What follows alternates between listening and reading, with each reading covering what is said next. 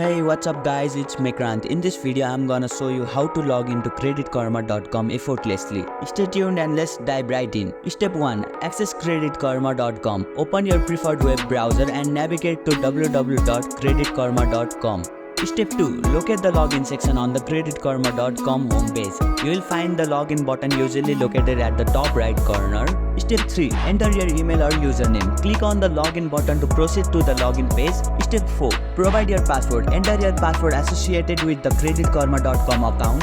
Step 5. Complete the security verification if required. For enhanced security, you may be prompted to complete a security verification process, such as entering a one-time verification code sent to your registered email or phone number. Step 6. Access your account. After successfully completing the verification, click on the login or submit button to access your CreditKarma.com account. And it's done. This is how you log into CreditKarma.com. If this video was helpful, give us a thumbs up and hit the subscribe button for future contents.